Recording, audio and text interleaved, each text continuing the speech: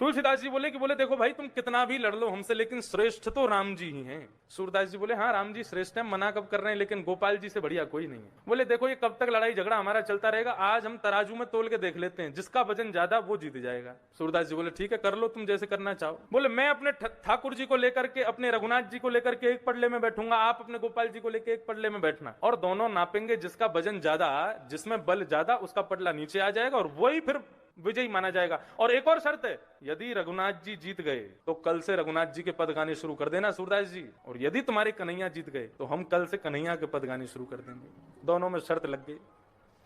अब जैसे ही महाराज तराजू लटकाया गया, अपने छोटे से गोपाल जी को लेकर के श्री सूरदास जी पहुंचे, अपने रघुनाथ जी को लेकर के श्री तुलसीदास जी पहुंचे। दोनों पडले पर जैसे ही चढ़ने लगे तो पहले सूरदास जी महाराज चढ़े, जय हो मेरे गोपाल जी, और कहकर के पडले में बैठ गए। श्री तुलसीदास जी महाराज अपने रघुनाथ जी को लेकर के, जय हो मेरे श्री सीताराम। और जैसे ही बैठे थोड़ी बहुत देर तो नाप तोल चलती रही, धीरे धीरे धीरे धीरे क्या देखा, सूरदास जी ऊपर लटक गए और तुलसीदास जी नीचे आ गए। और सूरदास जी को दिखाई तो देता नहीं। तुलसीदास जी महाराज जोर से हंसने लगे, बोले हम पहले ही कह रहे थे हार जाओगे, तुम मानते नहीं हो बात को, देखा हमारे रघुनाथ जी ज्यादा श्रेष्ठ हैं, हमारा पडला नीचे आ गया, ऊपर लटके हो हवा में, कूद जाओ ऊपर से। सूरदास जी महाराज को बड़ा बुरा लगा, पडले में से ऊपर से कूद गए, अपने ठाकुर जी को हृदय से लगा करके सीधे अपनी कुटिया में जाकर के बैठे, और कुटिया में जाकर के ठाकुर जी को दूर बैठा दिया, और ठाकुर जी से मुंह फेर करके और रोने लगे, और रो रो करके कह रहे हैं, बोले पूरे दिन गला फाड़ फाड़ करके तुम्हारा गीत गाते हैं, कीर्तन गाते हैं, हमको नेत्र दिए नहीं, दिखाई देता नहीं, पूरे दिन में ना जाने कितनी बार गिरते हैं पढ़ते हैं, फिर भी तुम्हारा भजन नहीं छोड़ते हैं। और आज तुलसीदास जी के सामने नाक का सवाल था मेरा,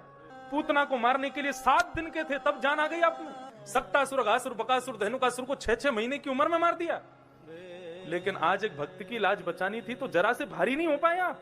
तो गोपाल जी मूर्ति में थे, सोई अचल हो गए, सचल हो गए, और जाकर के सूरदास जी की गोद में बैठ गए। बोले बाबा, बार बार उनकी ठोड़ी को पकड़े तो सूरदास जी बोले दूर बैठो, मुझसे बात मत करो, तुमसे बात ही नहीं करनी है, तुम ऐसे ही करते हो। विष लगा करके पूतना आई, वो ज्यादा प्रिय थी आपको, लेकिन हम लोग जो बढ़िया बढ़िया पकवान बना करके पवाते हैं, हमसे प्रेम थोड़ी है आपको। सूरदास जी से ठाकुर जी कहने लगे, मेरी बात तो सुनो एक बार। बोले क्या बात है बताओ।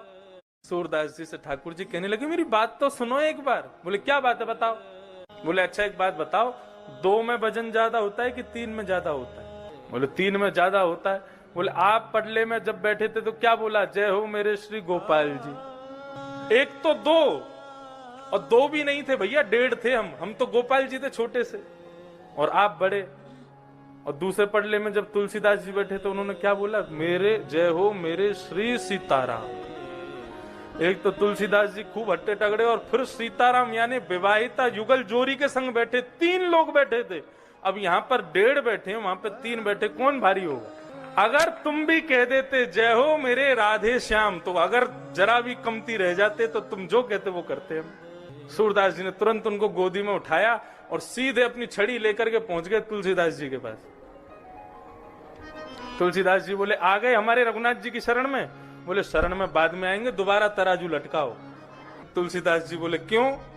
बोले पहले थोड़ी मिसअंडरस्टैंडिंग हो गई थी हमसे, हम थोड़ी भूल में रह गए, हमको पता नहीं लग पाया क्या करना है, अब हम बिल्कुल सोच समझ के आए, अब दोबारा से तराजू लटकाओ। बोले अब नहीं होगा, अब तो एक ही बार हो गया। सूरदास जी पीछे पड़ गए, बोले तराजू लटकाना पड़ेगा। तब तुलसीदास जी ने अंत में सूरदास जी को हृदय से लगाया। बोले जिसने तुमको पढ़ा लिखा के भेजा है, मैं सब जानता हूं किसने क्या बता दिया है। राम कृष्ण दो एक हैं, अंतर नहीं निमेश। बंधुओं, इसको कहते हैं निश्चल निष्कपट भक्ति। ये भगवान को अति